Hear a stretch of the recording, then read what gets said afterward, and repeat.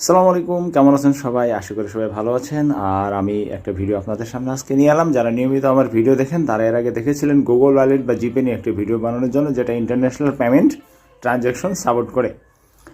তো এরপরে যেটা আসা ছিল, আমি সজীব মাহমুদ ভুঁইয়া ছাড়াও interim government Bangladesh, doctor Mohammad Yunus, Ashikur Rahman Chowdhury সবাইকে ইমেল করেছিলাম পেপাল চালু করার জন্য, যেটাকে চালু হবে না। আমি পেপালেও মেসেজ করেছিলাম যে বর্তমান ডক্টর মোহাম্মদ ইউনূসের আমল, আপনারা কি চাবেন না এই সময় পেপালটা চালু হোক? আমি জানি না আমার মেসেজ কতখানি কাজে লেগেছে, বাট আমি চাই আমার দেশ বাংলাদেশ সারা বিশ্বের দরবারে উঁচু হয়ে থাকুক। পেপাল একটা বিশ্বজুড়ে স্বীকৃতিমূলক ট্রানজ্যাকশন সিস্টেম বা পেমেন্ট সিস্টেম, যেটা আমরা শুধুমাত্র বাংলাদেশে অনেক পাচ্ছি না, অথচ আমাদের পার্শ্ববর্তী দেশ ইন্ডিয়া আমাদের থেকে কত এগিয়ে, সব কিছুতে এগিয়ে।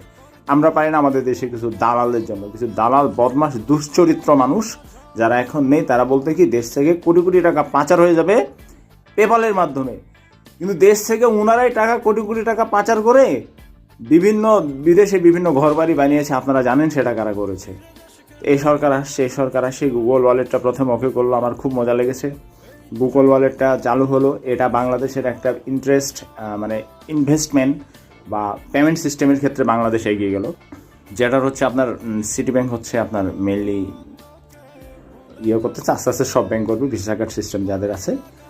আর পেপালটা আসতেছে, এটাও কোনো ব্যাংকের মাধ্যমে হয়তো হবে। পেপাল একটা হলো ইন্টারন্যাশনাল পেমেন্ট সিস্টেম, যেটা দিয়ে আপনি বিদেশে কেনাকাটা, বিদেশে টাকা পাঠানো, যারা বিশেষ করে ফ্রিল্যান্সিং করে তারা বিদেশ থেকে টাকা আনতে পারবে সরাসরি। এটা ফ্রিল্যান্সিংয়ের জন্য, ফ্রিল্যান্স যারা করে তাদের জন্য এটা একটা স্বর্গস্বরূপ বলা যায়। ইচ্ছে করলেই আগের সরকার কিন্তু এটা পারত, কিন্তু তারা এটা করেনি।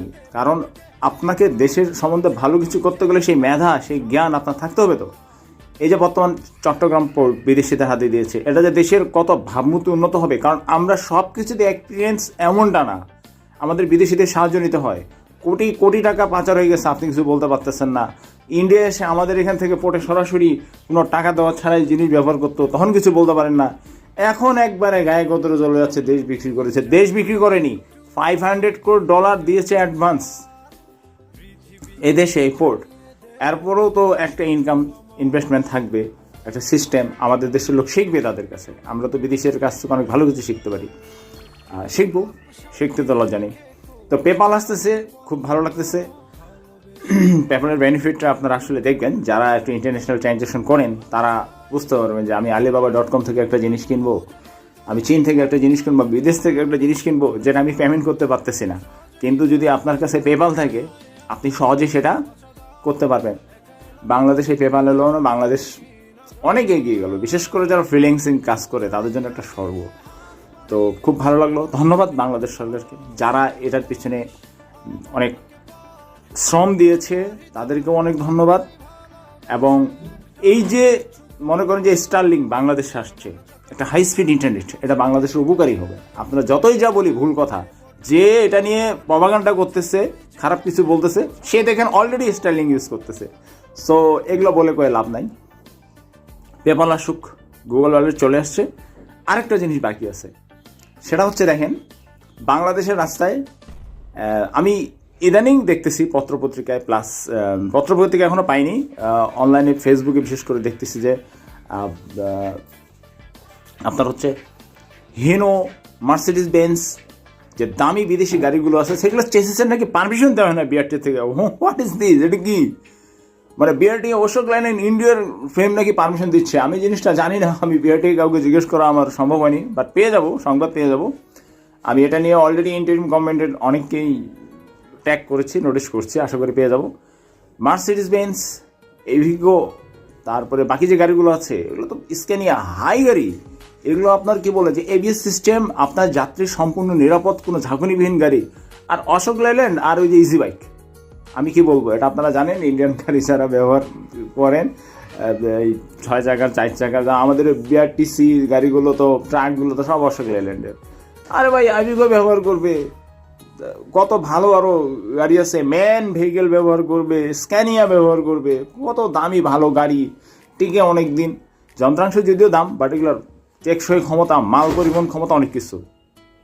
এনিওয়ে, যাক চলে আসবে, এটা নিয়ে আমি মেসেজ পাঠাবো। যেহেতু দেশকে ভালোবাসি, দেশকে উন্নত করার জন্য যে কোনো কিছু করা যাবে।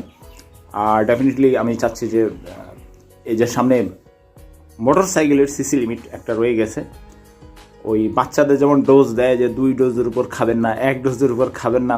অবভিয়াসলি আই এম তো অবাক যে এটা কি সারা বিশ্বে মোটর সাইকেল সিসিটা রেজিস্ট্রেশন নাই, বাংলাদেশে দিয়ে রাখছে। অথচ এটার জন্য বাংলাদেশে অনেক নামি দামি কোম্পানি, কাওয়াসাকির মতো কোম্পানি, অ্যাপ্রিলের মতো কোম্পানি আসতেছে না।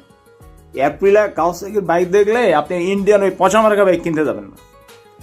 ওই যে পচামার্কা আছে না কিছু ভার্সন, এই সেই এগুলা জাস্ট ভাত পাবে না দেখে এটা ব্লক করে রেখে দিছে। আমরা বাঙালিরা হারার জাতি না, আমরা কোনো হারি না। আমরা 5 জুলাই দেখিয়ে দিয়েছি, আমরা সামনেও দেখিয়ে দেবো। আর আমি স্পেশালি এটার পিছিয়ে আসছি যে বিআরটিএ কীভাবে এটা রেজিস্ট্রেশন করে। বিআরটিএর ক্ষমতা নাই ভালো ড্রাইভার বানানো, রাস্তা অ্যাক্সিডেন্ট হচ্ছে ভালো রাস্তা বানানো, তারা রেজিস্ট্রেশন দেওয়া রাখে এটা চলবে না, এটা চলবে না। কিন্তু দেখেন 2000, 3000, 4000 সিসির গাড়ি রাস্তায় ভাবা করে চলতেছে। ওই ড্রাইভার 18 বছর 19 বছর হচ্ছে, সে গাড়ি ধুমসে মারতেছে, অ্যাক্সিডেন্ট করতেছে, সম্ভব হচ্ছে না। যত দোষ Nanda Ghosh.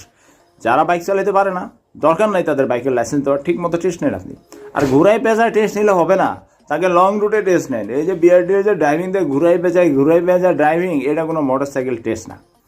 Motor cycle test দিতে হবে হাইওয়েতে, যে তোমার জন্য এই টাইম, এই সময়, এই রাস্তা, তুমি যদি ঘুরে আসতে পারো তুমি পাস।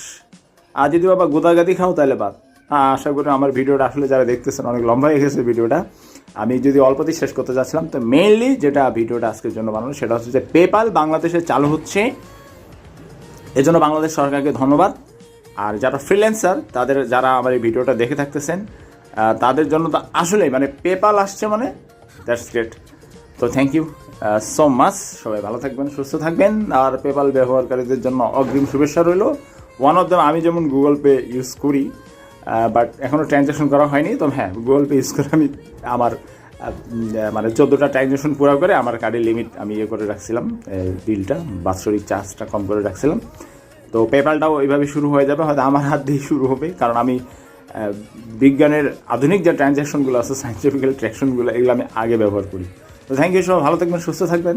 দেখা হবে পরবর্তী আরও কোনো এক ভিডিওতে। সে বন্ধু সুস্থ থাকবেন। আল্লাহ হাফিজ, আদাব, আসসালামু আলাইকুম।